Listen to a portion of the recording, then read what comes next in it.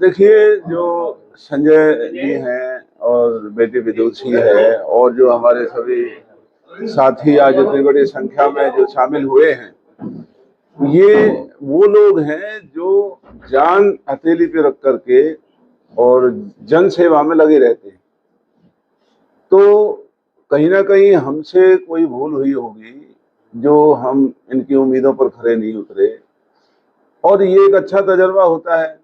आज केंद्र में बीजेपी की सरकार थी, हरियाणा में बीजेपी की सरकार थी और पलवल में भी बीजेपी की नगर पालिका में सरकार थी, लेकिन जो काम करने वाले लोग हैं, जिन्होंने हमेशा अपने निजी स्वार्थों को छोड़ करके समाज के लिए अपने आप को समर्पित रखा और उनकी उम्मीदों के मुताबिक काम ना हो, जो नगर परिषद में कमीशनबाजी चली हुई है, जो वहाँ टेंडर में पैसे लेने का धंधा चला हुआ है, न सफाई है, न कोई वहाँ पर काम हो रहे हैं, पानी बरसता है, शहर डूब जाता है, नगर परिषद में बिना रिश्वत दिए को काम नहीं होते हैं, फैमिली आईडी, प्रॉपर्टी आईडी के नाम पर लूट मची हुई है। तो भाई संजय जी ने और बेटी विदुषी ने और सभी जो हमारे, आपने देखा है कि ये समाज के सब स्तंभ लोग हैं जिनका काम समाज सेवा में हमेशा रहता है। आज उन्होंने हमारे साथ मिलकर के जो कांग्रेस में शामिल हुए हैं, मैं उनका धन्यवाद करता हूं और विश्वास दिलाता हूं कि आने वाले समय में पलवल नगर परिषद में फिर से वही काम होने का एक समय आएगा, पलवल को आगे बढ़ाने का समय आएगा, जो लोगों की मुसीबतें हैं इन मुसीबतों को खत्म करने का समय आएगा।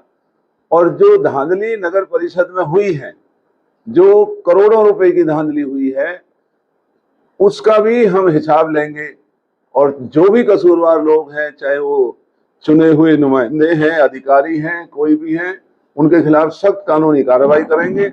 और जो इन्होंने लोगों के साथ धोखाधड़ी की, जो वहां लूट मचाई है, उस लूट के पैसे को भी जिन लोगों की शिकायत हमारे पास आई, उनके पैसे की रिश्वत को वापस दिलवाने का काम करेंगे और इनके खिलाफ सख्त कानूनी कार्रवाई करवाने का काम करेंगे। इस तरह के आरोप और भी पार्षद लगाएंगे आपसे? पूरा शहर नगर परिषद और हरियाणा सरकार की कारगुजारी से तंग है। जो यहाँ पर हर काम में पैसे लेने में, चाहे नगर परिषद का छोटा काम हो, बिना रिश्वत दिए काम नहीं होता, और टेंडर जितने भी छोड़े जाते हैं 40% से ज्यादा पहले ही पैसे ले लिए जाते हैं। जो ईंटें पहले लगी हुई हैं, उन ईंटों का कोई हिसाब नहीं है, पुरानी ईंटों को लगा करके ठेकेदार और अधिकारी और जिनके बीजेपी के लोग पैसे को जेबों में भर रहे हैं। कितनी ही लाइटें खरीदने में करोड़ों रुपए की धांधली है, वो लाइटें अब सड़कों पे पड़ी हुई हैं। क्रैशर है, वो बिल्कुल बहुत घटिया किस्म का है। तो ये बहुत बड़ी हानि पलवल इलाके की हो रही है और इसीलिए जलभराव पलवल में अब दिखाई देता है। सीवर के नाम पर, पीने के पानी के नाम पर बहुत बड़ा घोटाला हुआ है। तो मैं भाई संजय जी का, बेटी विदुषी और जितने भी हमारे आज मौजूद साहिबान जिन पर यह इलाका गर्व करता है, आज आप भी देख रहे होंगे, हमारे चाहे सिख भाई हैं या दूसरे जो समाज सेवी हैं, जो लोगों के दुख और दर्द में हमेशा खड़े नजर आते हैं, आज वो हमारे साथ आए हैं। तो हमें भी बल मिलेगा और हम मिलकर के पूरा नगर परिषद का जो काम है वो बहुत अच्छे तरीके से करेंगे, नगर को आगे बढ़ाने का काम करेंगे, सुविधाओं को मुहैया कराने का काम करेंगे, भ्रष्टाचार के खिलाफ बहुत सख्त कार्रवाई करेंगे, चाहे वो कोई भी व्यक्ति उसमें शामिल है। कांग्रेस सरकार आती है तो इनका हिसाब किताब होगा जो भ्रष्टाचार? जी, निश्चित तौर पर। नंबर एक, हम लोगों से एफिडेविट पर पैसे शिकायत मांगेंगे कि जिन्होंने रिश्वत दी है वो हमारे सामने आए, वो रिश्वत उल्टी दी जाएगी और उन अधिकारियों के खिलाफ और रिश्वत लेने वालों के खिलाफ सख्त कार्रवाई की जाएगी। कांग्रेस सांसद जयराम रमेश की शिकायत पर और अभी भाजपा कह रही है कि कांग्रेस को, भारतीयों को जो है बैंक का नाम कांग्रेस को लोगों ने दिया, इस पर क्या? ये पहली दफा हमने एक गैर जिम्मेवार सरकार को देखा है। जब केंद्र में उनकी सरकार है, इलेक्शन कमीशन उनका अपना है, तो हरियाणा सरकार से बात करके ये डेट निकालनी चाहिए थी। नोटिफिकेशन आज भी नहीं हुआ है और जो इन्होंने घोषणाएं की, पलवल में भी ना जाने कितनी घोषणाएं इन्होंने की हैं, वो सब भी खराब हो चुकी हैं क्योंकि उनके वर्क ऑर्डर अभी हुए नहीं है। तो इस तरीके से भर्ती प्रक्रिया जब इन्होंने चला रखी थी और अभी घोषणा नोटिफिकेशन होने में समय है, तो इनको भी रोकना चाहिए था इलेक्शन कमीशन को। या तो इलेक्शन कमीशन इनकी मानता नहीं है, या बीजेपी में आपस में मतभेद हैं कि केंद्र नेतृत्व अलग कह रहा है कुछ और राज्य नेतृत्व है उसको कोई अहमियत नहीं है।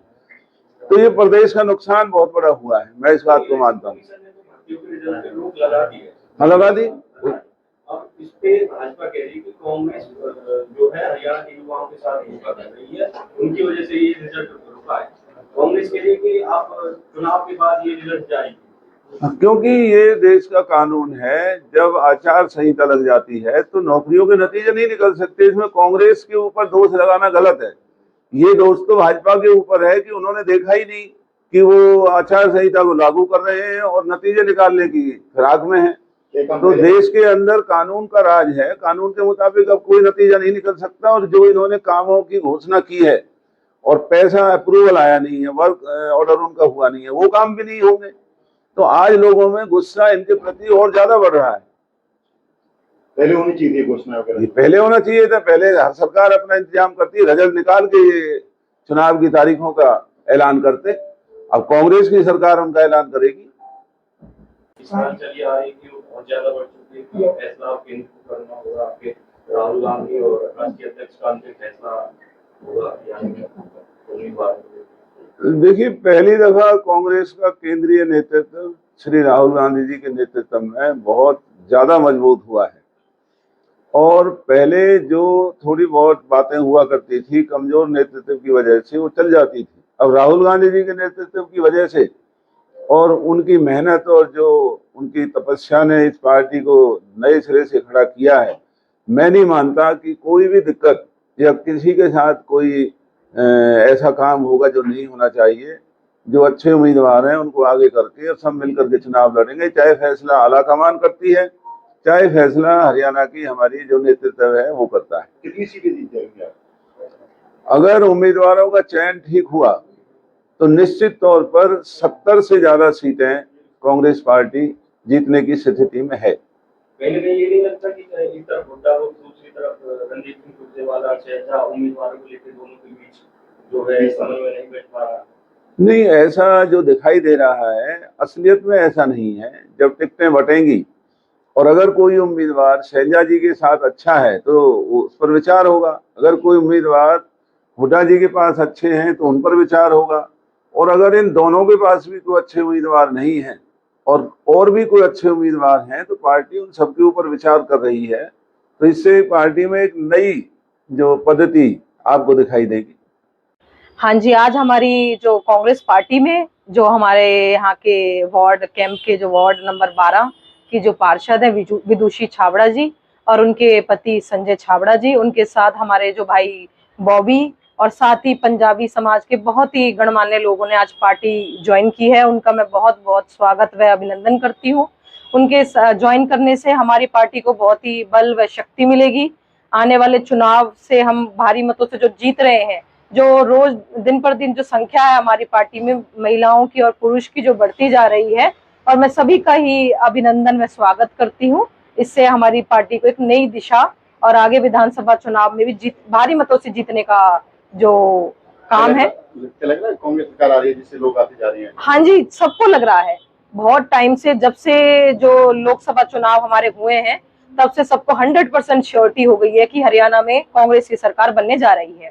आपने स्वागत किया, उन पर क्या कहना चाहोगे? हाँ जी, मैं उन सभी का बहुत बहुत स्वागत अभिनंदन करती हूँ और साथ ही साथ आप सभी से कहती हूँ कि और भी लोग पार्टी में जोड़े और भी जो पूर्व पार्षद हैं वो भी काफी संख्या में आने वाले समय में जुड़ने वाले हैं पार्टी के साथ।